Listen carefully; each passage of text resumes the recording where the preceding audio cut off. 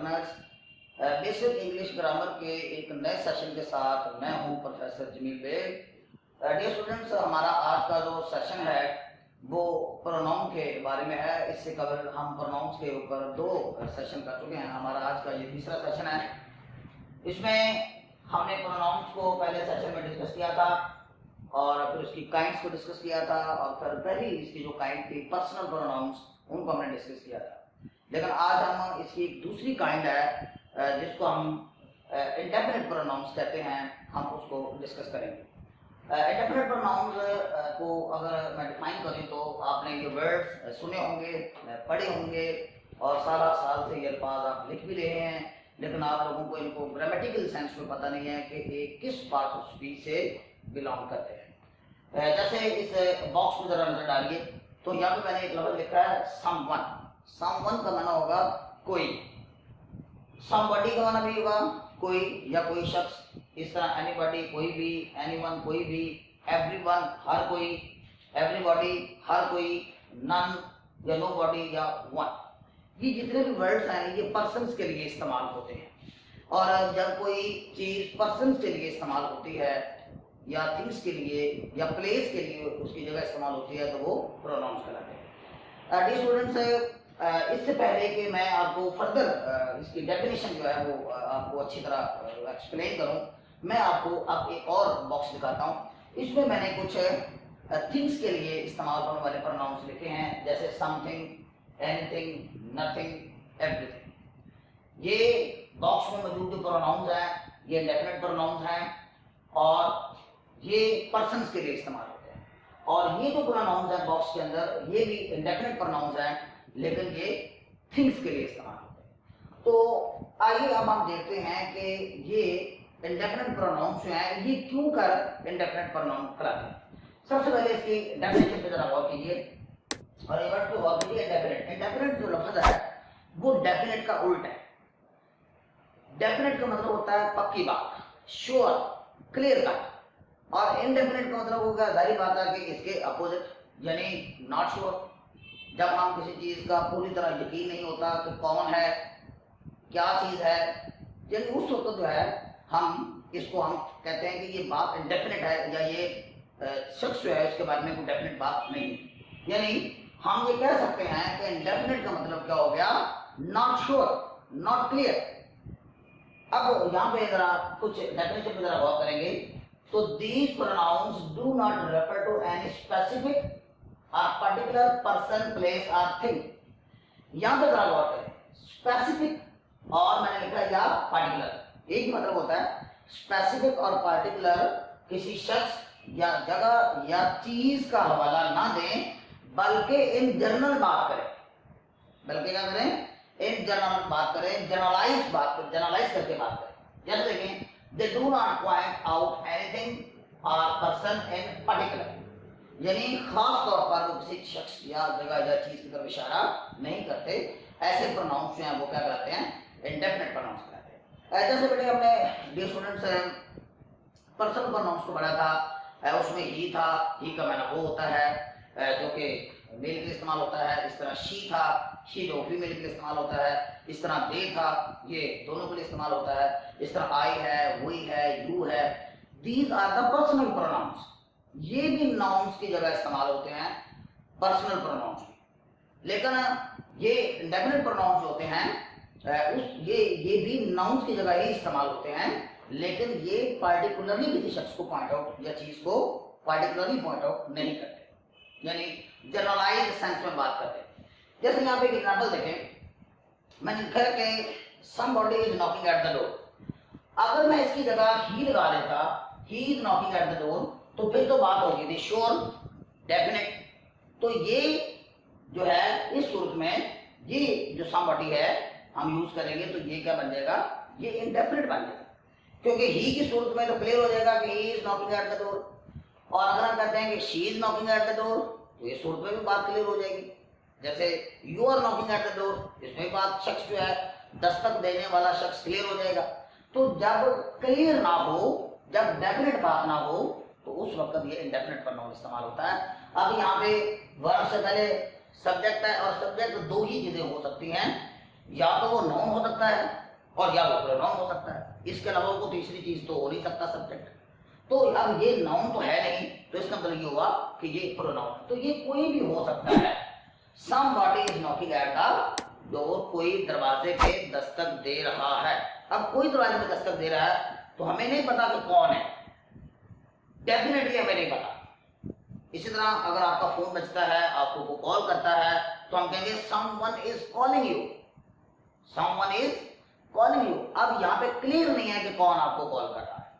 जैसे अगर हम कह देते हैं कि अली इज कॉलिंग यू, तो अली तो नाउन हो गया, वो श्योर हो गया कि अली कॉल कर रहा है। और अगर हम कहते हैं कि ही इज कॉलिंग यू, तो अली की जगह हम ही इस्तेमाल कर रहे हैं, तो इस सूरत में भी पता चल रहा है कि डेफिनेटली कि वो आपको कॉल कर रहा है। लेकिन जब हम ये कहेंगे कि समवन या समबॉडी इज कॉलिंग यू, तो ये इंडेफिनिट प्रोनाउन हो जाएगा, यानी क्योंकि इस सूरत में हमें कॉल करने वाले का पता नहीं होता। इसी तरह दरवाजे पर दस्तक देने वाले का पता हमें नहीं होगा, तो हम लफ्ज का यूज करेंगे समवन या समबॉडी। इसी तरह बेटे मैंने आपके लिए कुछ एग्जांपल्स जो हैं यहाँ पर आइटम की हैं। Somebody is knocking at the door, कोई दरवाजे पे दस्तक दे रहा है। दूसरी example, everybody was present there, वहां पे हर कोई मौजूद था। अब हर कोई मौजूद था, हर कोई में भी हमें डेफिनेटली पता नहीं है कि कौन कौन मौजूद था, तो एवरीबॉडी वाज प्रेजेंट देयर, क्योंकि सारे आ गए उसके अंदर, हम जनरलाइज बात कर रहे हैं। इस तरह nobody has paid the dues, किसी ने भी वाजिबात अदा नहीं किए हैं। तो देखिए बेटे नोबडी जो है ये क्या होगा, हमारा इंडेफिनिट प्रोनाउन होगा। इसी तरह समथिंग हैज हैपेंड, ये मैंने चीजों की कुछ एग्जांपल यहाँ पे दी है। समथिंग हैज हैपेंड हियर, यहाँ पे कुछ हो गया है, यानी हमें 100% श्योर नहीं है कि क्या हुआ है। अब 100% पॉइंट आउट नहीं कर रहे कि क्या हुआ है, तो दैट्स वाई हम जब ये कहते हैं कि समथिंग हैज हैपेंड हियर, यहाँ पे कुछ हो गया है, तो ये डेफिनेट बात नहीं होती। और जब ये डेफिनेट बात नहीं है तो ये इंडेफिनिट है, तो दैट्स वाई ये वर्ड जो है वो क्या कहता है, इंडेफिनिट प्रोनाउंस कहलाते हैं। इस तरह nothing was found in the bag, bag से कुछ नहीं मिला, बैग से कुछ बरामद नहीं हुआ। सो नथिंग भी क्या होगा, इंडेफिनिट प्रोनाउन होगा, क्योंकि कुछ बरामद होता तो वो डेफिनेट हो जाता, क्योंकि बरामद भी कुछ नहीं हुआ है, तो दैट्स व्हाई हम कहेंगे nothing has found was found in the bag. Everything is wet due to water, पानी की वजह से हर चीज गीली है, एवरीथिंग। तो ये चीजों के लिए इस्तेमाल होता है, ये भी क्या है, इंडेफिनिट प्रोनाउन। इस तरह जब हम जनरलाइज सेंस में बात करते हैं, वन का इस्तेमाल भी जनरलाइज सेंस में होता है। यहाँ देखिए मैंने एक साइड पे इस बॉक्स में लिख दिया था, क्योंकि ये पर्सन के लिए इस्तेमाल होता है। तो वन जो है बेटे ये जनरलाइज सेंस में इस्तेमाल होता है, यानी जब हम जनरल बात करते हैं, जैसे हम कहते हैं वन हैज टू या one has to do one's work, यानी एक इंसान को, एक शख्स को अपना काम खुद करना पड़ता है, यानी यहाँ पे हम जनरलाइज करके बात कर रहे हैं। तो ये डेफिनेट बात ये भी नहीं है, क्योंकि ये जनरलाइज बात है। सो जनरलाइज करके बात करें, और जाकर हम इनडेफिनेट होकर बात करें, डेफिनेट बात ना करें, तो उस वक्त उस सूरत में काम करने वाला जो शख्स है या वो जो चीज है जेरे बहस, वो इंडेफिनेट हो जाती है। और इंडेफिनेट प्रोनाउन जो है इस सूरत में ये वर्ड्स में बनेंगे, somebody, everybody, nobody, something, nothing, everything, one. एक बार फिर मैं रिपीट कर दूं आपके लिए कि यहाँ पे बॉक्स में देखिए ये पर्सन के लिए इस्तेमाल होते हैं। समवन का और समबॉडी का वो खास डिफरेंस नहीं है, वो फॉर्मल सेंस में, कुछ इनफॉर्मल सेंस में इस्तेमाल होता है। इसी तरह एनीवन और एनीबॉडी जो है ये भी कोई इतना खास इनका डिफरेंस नहीं है। और ये जो वर्ड्स हैं समथिंग, एनीथिंग, नथिंग, एवरीथिंग, ये थिंग्स के लिए इस्तेमाल होने वाले प्रोनाउंस हैं। इंडेफिनिट प्रोनाउंस को एक बार फिर हम देख लेते हैं कि these pronouns do not refer to any specific और पर्टिकुलर पर्सन, जो किसी खास शख्स, जगह या चीज की तरफ रेफरेंस नहीं देते, इशारा नहीं करते, बल्कि they do not point out anything और पर्सन इन पर्टिकुलर, बल्कि वो किसी शख्स को पर्टिकुलरली पॉइंट आउट नहीं करते, बल्कि जनरलाइज सेंस में बात करते हैं। डियर स्टूडेंट्स, अब मैं आपको कुछ एग्जांपल्स व्हाइट बोर्ड पे और लिखता हूँ आपके लिए 15 से 20 एग्जांपल्स, जिनमें मैं आपको इन रिलेटिव प्रोनाउन से जुड़े जो एक इम्पोर्टेंट रूल्स हैं, आमतौर पर इसका वर्ब और प्रोनाउन की मिस्टेक होती है, स्टूडेंट्स इसमें करते हैं, तो वो मैं आपको डिस्कस करता हूँ। आपको मैं एक सिंपल सी बात बता देता हूँ कि जितने भी ये इंडेफिनिट प्रोनाउंस होते हैं, जितने भी इंडेफिनिट प्रोनाउंस हैं, they are always followed by singular. इनके बाद हमेशा क्या आती है? सिंगुलर वर्ब आती है। जैसे यहाँ पे देखें, एवरीबॉडी इज इस्तेमाल हुआ है, आर इस्तेमाल नहीं करेंगे क्योंकि आर क्या है? ये बड़े प्लूरल है इसका। इसी तरह एवरीबॉडी वॉज इस्तेमाल करेंगे, हम वर इस्तेमाल नहीं करेंगे क्योंकि वर जो है ये प्लूरल है। इसी तरह हैज इस्तेमाल करेंगे, हम हैव इस्तेमाल नहीं करेंगे क्योंकि हैव हैज का प्लूरल है। तो ये जितने भी वर्ड्स हैं इनके साथ वर्ब हमेशा सिंगुलर है। तो नेक्स्ट मैं जो 20 एग्जांपल्स आपके लिए लिखता हूँ उसके अंदर इसको मैं फर्दर हाईलाइट करता हूँ और आपको फिर जितने भी इंडेफिनिट प्रोनाउंस हैं उनकी सेंस जो है वो और क्लियर हो जाए। स्टूडेंट्स, मैंने आपके लिए इंडेफिनिट प्रोनाउंस की कुछ मजीद एग्जांपल्स जो है यहाँ पे व्हाइट बोर्ड पे लिखी हैं। अब जैसे देखें, इनके साथ जो मैंने आपको बताया कि indefinite pronoun is always followed by singular, इसलिए आपको वर्ब आप यूं समझ ले बेटे कि वर्ब जो है वो दो तरह के होते हैं। हम यूं कह लेते हैं सिंगुलर वर्ब्स और हम यूज करते हैं प्लूरल वर्ब्स। यानी दो तरह के वर्ब आप ध्यान में रखें, प्लूरल वर्ब्स। याद रखें, इस जो है ये हेल्पिंग वर्ब है लेकिन ये सिंगुलर सेंस में इस्तेमाल होगा। इसका जो प्लूरल है वो इस्तेमाल होगा आर। इसी तरह वाज जो है ये सिंगुलर सेंस में इस्तेमाल होता है और वर्ब जो है ये इसका प्लूरल है। इसी तरह हैज सिंगुलर है और हैड इसका प्लूरल होगा। और याद रखिए, वेरी इंपॉर्टेंट, जिस फॉर्म के साथ एस या एस लगा हो वो सिंगुलर होती है और जो एस एस के बगैर होगी वो प्लूरल। अब इन इंडेफिनिट प्रोनाउंस के साथ हमेशा सिंगुलर वर्ब यूज होता है। यानी इज आर का सिंगुलर है, वाज वर्ब का सिंगुलर है, हैज हैव का सिंगुलर है और जिस फॉर्म के साथ एस या एस लगा हो वो सिंगुलर वर्ब। यहाँ पे थोड़ी सी कंफ्यूजन है। आमतौर पे हम नाउन्स का जब प्लूरल बनाते हैं तो हम एस या एस का इजाफा करते हैं। यानी जैसे टेबल है तो हम ऐसे लगाएंगे तो टेबल्स, चेयर है तो चेयर्स, मार्कर है तो मार्कर्स। यानी नाउन्स का प्लूरल बनाने के लिए हम एस या एस लगाते हैं।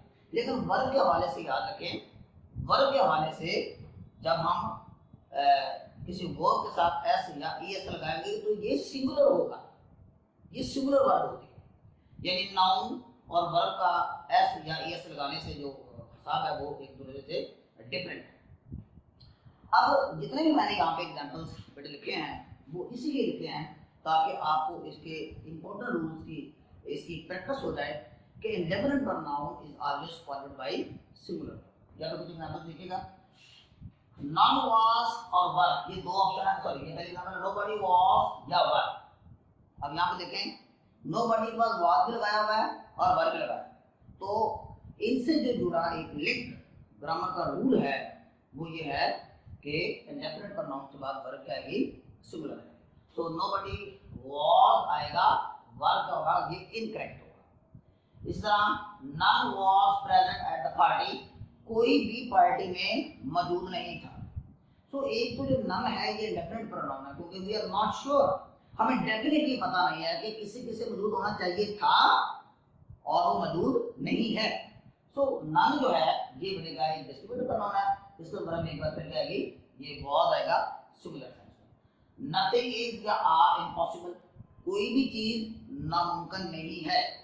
अब यहाँ पे वी आर नॉट श्योर कि हम किस चीज की बात कर रहे हैं। तो जो नथिंग लफ्ज है ये एक इंडेफिनिट प्रोनाउन है और इंडेफिनिट प्रोनाउन जो है is always followed by singular verb. ये रूल अच्छी इस तरह से याद कर लीजिए। तो यहाँ पे देखेंगे आर नहीं आएगा, इज आएगा। इस तरह देखिए, समवन इज या आर वेटिंग फॉर यू, आपका कोई इंतजार कर रहा है। अब समवन से हम ये समझते हैं कि कोई इंतजार कर रहा है, वी आर नॉट श्योर कि कौन इंतजार कर रहा है। अगर फ्रेंड इंतजार कर रहा होता तो फिर तो बात शुरू हो जाती, अगर हम इंतजार कर रहे हैं तो बात शुरू हो जाती, अगर टीचर इंतजार कर रहा है तो बात शुरू हो जाती। लेकिन यहाँ पे बात डेफिनेट नहीं है कि someone is waiting for you, तो दैट्स व्हाई ये डेफिनेट प्रोनाउन है और definite pronoun is always followed by singular verb. तो आर इसके साथ इनकरेक्ट होगा, इज करेक्ट है। इस तरह एवरीबॉडी वांट्स, यहाँ पे देखें ये जरा वर्ब इस्तेमाल की गई है, इससे पहले हेल्पिंग वर्ब की कुछ एग्जांपल्स थी। तो यहाँ पे देखें हम वो वाले वर्ब इस्तेमाल करेंगे जिसके साथ एस या ईएस लगा होगा, क्योंकि एस या ईएस वाली जो वर्ब होती है वो सिंगुलर वर्ब होती है। तो इसके साथ वांट इनकरेक्ट होगा, वांट्स करेक्ट होगा। नथिंग इज इम्पॉसिबल की पहले हो गई है। वन रिस्पेक्ट्स वंस पेरेंट्स, यानी एक शख्स जो है अपने वालिदैन की, एक इंसान अपने वालिदैन की इज्जत करता है। जैसे हम कहते हैं कि हर इंसान जो है या एक शख्स जो है अपने मुल्क से मोहब्बत करता है। जब हम जनरलाइज बात करते हैं, यानी जब हम पर्टिकुलर सेंस में बात नहीं करते, जब हम जनरलाइज बात करते हैं तो तब भी क्या होता है, ये इंडेफिनिट प्रोनाउन होता है। So one is indefinite pronoun क्योंकि ये जनरलाइज कर रहा है बात को। सो वन रिस्पेक्ट्स आएगा क्योंकि इसके बाद ही सिंगुलर वर्ब है। इस तरह वन लव्स वंस कंट्री, कोई भी शख्स अपने मुल्क से मोहब्बत करता है। तो वन से इतना शुरू होगा तो हम क्या इस्तेमाल करेंगे, इसके साथ सिंगुलर वर्ब इस्तेमाल होगी, लव गलत। इस तरह something is missing from the bag, bag से कुछ गायब हुआ है या बैग से कुछ गायब है, मिसिंग है। तो यहाँ पे देखिए बेटे समथिंग जो है वी आर नॉट श्योर कि कौन सी चीज गायब है। अगर बैग से मोबाइल गायब होता तो हम कह देते मोबाइल इज मिसिंग, तो फिर तो बात डेफिनेट हो जाती। लेकिन क्योंकि कुछ पता नहीं है कि कौन सी चीज गायब हुई है, तो दैट मींस समथिंग आ नहीं आएगा, वर्ब आएगी सिंगुलर। यहां पे देखेंगे देखिए स्टूडेंट्स कुछ examples. Everybody wishes wish to earn money, हर कोई पैसा कमाने की चाहत रखता है। सो एवरीबॉडी जो है ये हमारा डिस्ट्रीब्यूटिव प्रोनाउन है, इसके साथ वर्ब आएगी सिंगुलर यही है। इस तरह नोबडी क्राइज विदाउट पेन, कोई भी दर्द के बगैर चिल्लाता नहीं है। तो ये क्राई के साथ हम एस या एस का इजाफा करेंगे। So nobody cries without pain, कोई भी दर्द के बगैर चिल्लाता नहीं है। इस तरह none were there in the park, park में कोई नहीं था। तो नन किसी किसी मौजूद होना चाहिए था और वो नहीं है, वहाँ पे स्टाफ नहीं है, माली नहीं है, प्लेयर्स नहीं है, कोच नहीं है, कोई भी नहीं है। तो नन जो है उस सूरत में बेटा हम इस्तेमाल कर रहे हैं कि जब हमें डेफिनेटली पता नहीं है। सो ये एक इंडेफिनिट प्रोनाउन है जब हमें श्योर नहीं है, तो इनके साथ वर्ब क्या आएगी, सिंगुलर। होपफुली स्टूडेंट्स के इन 12 एग्जांपल्स के थ्रू आपको ये रूल जो है पता हो गया होगा कि जितने भी ये वर्ड्स हैं, someone, no one, anyone, everybody, somebody, nobody, each और ऑल अदर सिमिलर सेंस में इस्तेमाल हो रहा है, तो या something, anything, everything, each thing, nothing, ये जितने भी वर्ड्स हैं, ये जितने भी वर्ड्स हैं इनके साथ वर्ब हमेशा आती है सिंगुलर इस्तेमाल। अच्छा जी स्टूडेंट्स, एक मैं पॉइंट आपको और क्लियर करता हूँ। जब मैंने लेक्चर शुरुआत की थी तो मैंने इंडेफिनिट प्रोनाउन के साथ थोड़ा सा एक वर्ड मैंने डिस्ट्रीब्यूटिव प्रोनाउन भी करा। याद रखें डिस्ट्रीब्यूटिव प्रोनाउन और इंडेफिनिट प्रोनाउंस की 80% जिनकी यूजेजेस जो है वो तकरीबन एक से हैं। इंडेफिनिट प्रोनाउन जो है वो थोड़ा सा उसमें जब सिलेक्शन की बात आ जाती है तो उस वक्त वो डिस्ट्रीब्यूशन हो जाती है, तो उस वक्त जो है इसको हम थोड़ा सा डिस्ट्रीब्यूटिव प्रोनाउंस का नाम भी दाहे बगाए दे सकते हैं। ये इसके इस्तेमाल पर बेस करके मैं आपको 2-3 एग्जांपल जो है इसको रेस करके डिस्ट्रीब्यूटिव प्रोनाउंस भी देता हूँ ताकि आपको कंफ्यूजन ना हो। यानी इंडेफिनिट प्रोनाउन से ही रिलेटेड एक डिस्ट्रीब्यूटिव प्रोनाउन भी है। ये देखें डिस्ट्रीब्यूटिव प्रोनाउन जैसा कि टाइटल जाहिर कर रहा है, डिस्ट्रीब्यूटिव प्रोनाउन। इनफैक्ट ये इंडेफिनिट प्रोनाउन होते हैं, लेकिन जब इसमें सिलेक्शन की बात कर ली जाती है तो उस वक्त जो है ये इनका नाम थोड़ा सा यूजेज के हिसाब से डिस्ट्रीब्यूटिव प्रोनाउन बन जाता है। जैसे देखें neither of these two girls is married। तो यहाँ पर देखिए बेटे नाइदर ऑफ जो है ये सब्जेक्ट जो है ये नाउन तो है नहीं। आप सब्जेक्ट के लिए या तो नाउन होता है या प्रोनाउन होता है, तो ये नाउन तो है नहीं। यानी noun is the name of some person, place और थिंग। तो ये नाउन तो है नहीं, तो इसको तो ये क्या होगा, ये प्रोनाउन। अब यहाँ पे गौर करें तो neither of these two girls, इन दोनों लड़कियों में से कोई भी नहीं इज मैरिड, शादीशुदा। तो यहाँ पे देखिए बड़ी सिलेक्शन की बात हो रही है, तो इसलिए इस वक्त इसका नाम नाइदर ऑफ का डिस्ट्रीब्यूटिव प्रोनाउन बन जाएगा। और डिस्ट्रीब्यूटिव प्रोनाउन के साथ जो वर्ब जो हमेशा जाती है सिंगुलर आती है। इस तरह देखें none of them was able enough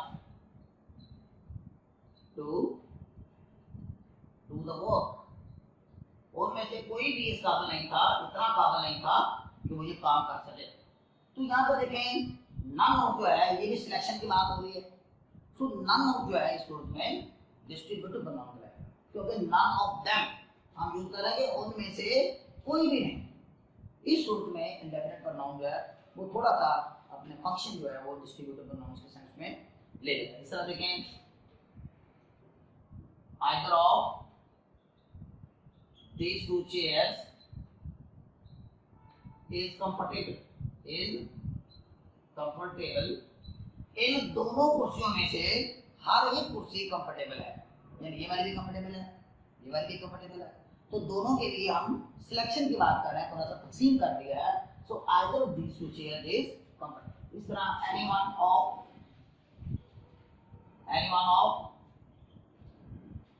these chairs is comfortable। तो इस सूरत में ये ज्यादा चीजें आएगी तो हम क्या इस्तेमाल करेंगे, anyone। तो ज्यादा के लिए anyone इस्तेमाल होता है। इसमें मैं थोड़ा सा आपको ब्रीफ कर दूं कि neither of याद रखिए दो के लिए इस्तेमाल होता है और none of दो से ज्यादा के लिए इस्तेमाल होता है। इस तरह either of दो के लिए इस्तेमाल होता है, जैसे either of the teams, दोनों टीमों में से हर एक। anyone of जो है वो ज्यादा के लिए इस्तेमाल होता है। तो either of दो के लिए इस्तेमाल होता है और anyone of दो से ज्यादा के लिए इस्तेमाल होता है। इस तरह के जो वर्ड्स हैं वो बड़े इस रूप में ये डिस्ट्रीब्यूटिव प्रोनाउंस कहलाते हैं। और डिस्ट्रीब्यूटिव प्रोनाउंस जो है वो भी सिंगुलर सेंस में इस्तेमाल हो तो अपने साथ जो है वो सिंगुलर वर्ब लेते हैं। होपफुली डियर स्टूडेंट्स कि आपको प्रोनाउंस का सेशन नंबर 3 जो कि डिस्ट्रीब्यूटिव प्रोनाउंस और इंडेफिनिट, खास तौर पर इंडेफिनिट प्रोनाउंस के वाले था, वो आपको अच्छी तरह से ज़हन नशीन हो गया।